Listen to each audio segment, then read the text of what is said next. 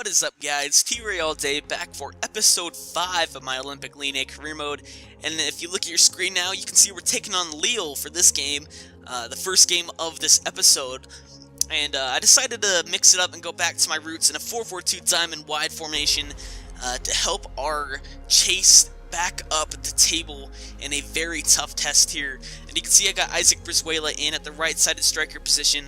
He's usually a right winger, but he can play striker, and I figure I like him there better than players such as Jimmy Briand or Yassine Benzia, because Briand is frankly more of a winger and I'd rather have him there, and Benzia is frankly too inexperienced for me at this point and isn't cutting it up front.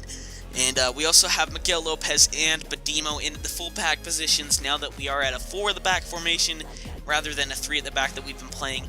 But you can see Ocampos on the ball now in the 8th minute, makes a quick stop and is able to shimmy around Suarez here. He's just going to keep pushing forward. Players calling for the ball in the middle. He crosses in, Brizuela's there, but Bosch is able to head it only as far as Gondelon's. Gondelon's now, he makes a quick cut back. He passes to Grenier. Grenier with a nice bit of skill here. He cuts back. He pushes forward. He takes a shot, and that's almost in the back of the net. Ilana was a bit nervous there if you looked at him there.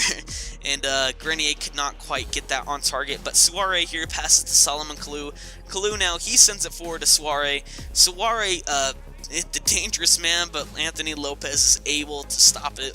And it's still 0-0, but in the 24th minute, Mavuba sends it forward to Ryan Mendez. My whole defense is just watching Mendez go forward, and luckily Lopez is able to clear it out for a corner, which would lead to nothing. But in the 29th minute, Suarez here, he takes the free kick, and Umtiti clears it, but according to the ref, he used his hand there, and it would be a penalty for Solomon Kalou to take, a man that I love in real life and in this game, #NoHomo. I would love to sign him in this series, but he would just cost way too much money, and he's getting on a bit. But a fantastic player and fantastic goal. Holy shit, that was pretty amazing there. Able to chip me and hit the bottom of the crossbar and make it bounce in. Very, very good goal from Solomon Kalou. I'm not even mad that just happened. That was a great goal from Solomon Kalou. And just looking at the replays here, Lopez was already on the ground because, you know, I thought he was going to just power strike it, but the chip completely faked me out, and it's able to go and hit the bottom of the crossbar and just bounce in across the line, and they were able to score there. But we're in the 40th minute. Jeremy Menez on the attack now. The striker pushing forward. He is a left wing, listed as left wing in this game, and he was using the left wing well there and uses a bit of skill and almost slots it into the back of the net. Very disappointed he wasn't able to score there. Would have been a great run from Jeremy Menez. And looking at the replay here, I tried to finesse it to the back of the net, but that curve apparently wasn't there, and he wasn't able to finish. But we're about at halftime now as Mavuba sends it to Belmont, the former Lyon youth prospect, and he sends it to Barriott, and a great save from Anthony Lopez as Mendez sends it out for a goal kick. And Lopez on the goal kick now, he sends it forward to Yunus Kabul. Kabul now, he'll send it over to Samuel Umtiti, and Umtiti, what a pass forward, Jeremy Menez. Menez pushing forward, he makes a quick stop, he takes a few steps forward again, takes a shot, and Alana's going to have to work hard to save that. What a save from Alana, and we have a corner here. Could the scripting be in our favor? Miguel Lopez sends it in, and the ref would blow his whistle here. The scripting was in our favor, and we have our penalty of our own, the handballs galore going off here. And up will step Lucas Ocampos, of all people. I always forget to change my penalty takers, my free kick takers. I always remember to change the captain when I take him out, but for some reason I always forget to change the penalty takers and whatnot. But you can see now, I decided not to go with Menez. I decided to go with Grenier to take this because, of course, Menez failed in the last episode.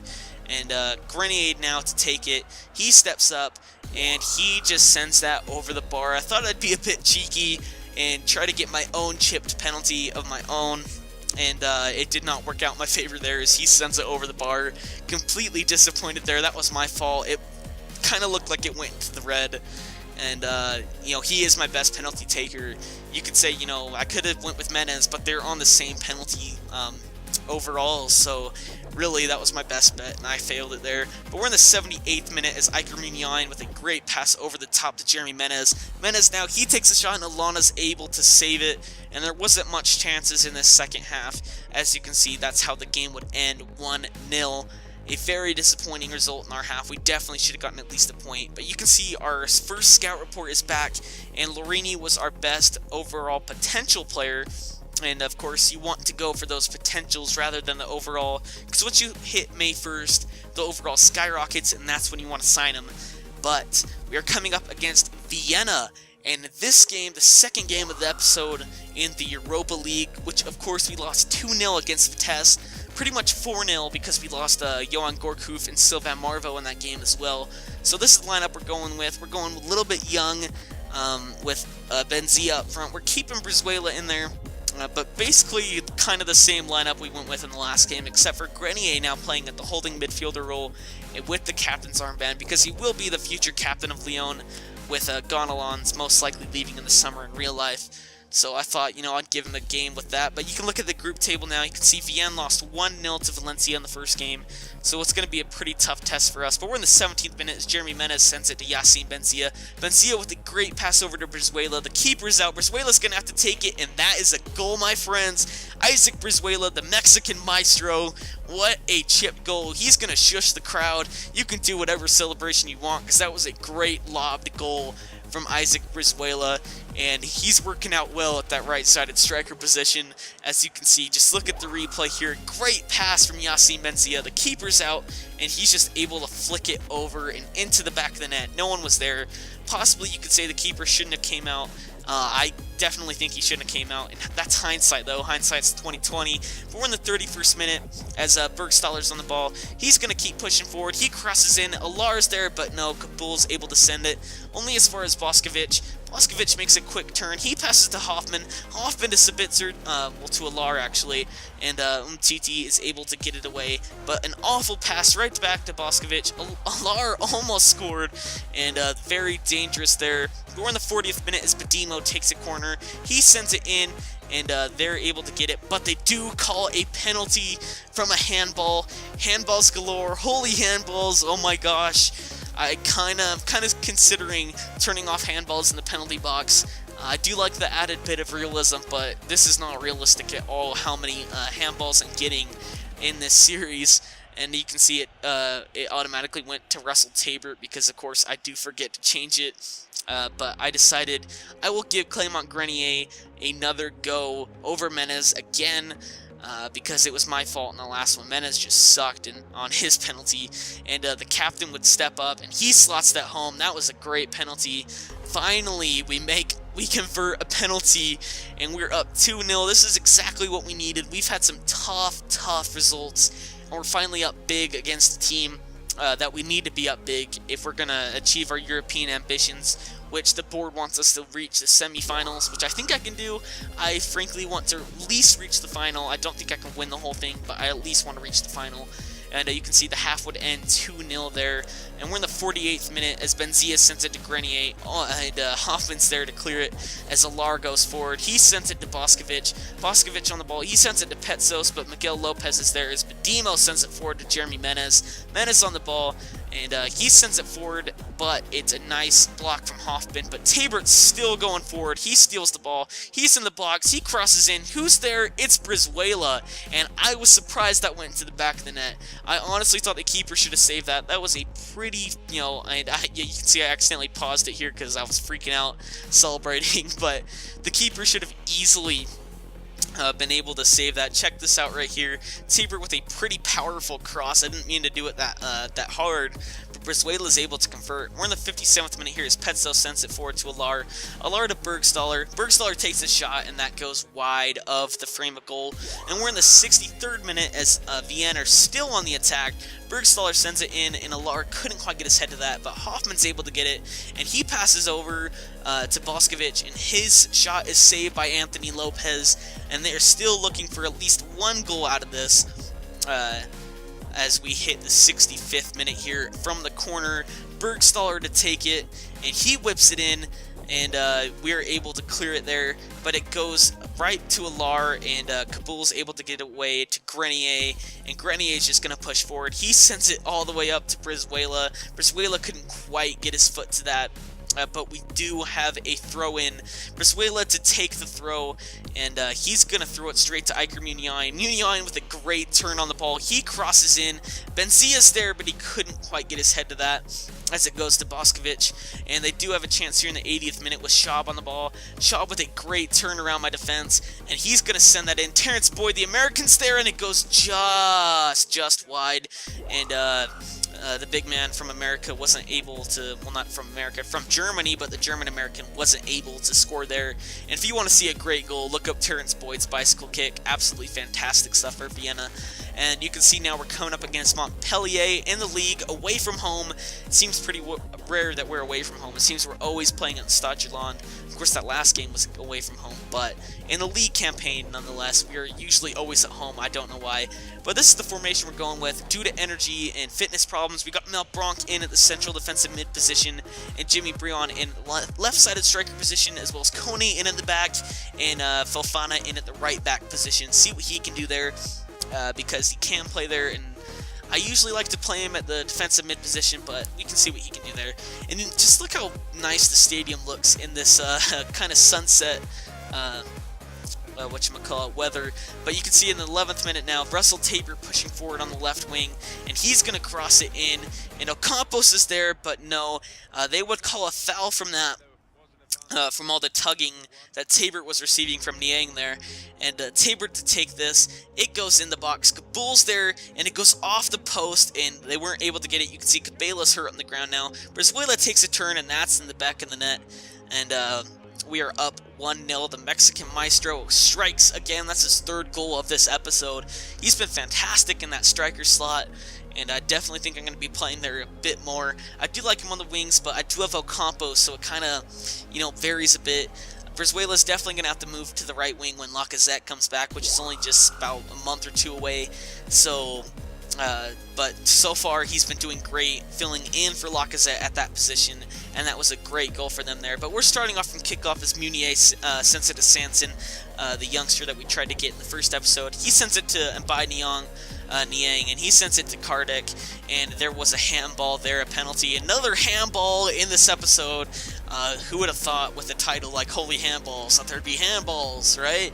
And definitely considering turning it off, because this is not realistic at all. And up would step Munier to take this one. And hopefully Lopez can do a bit better.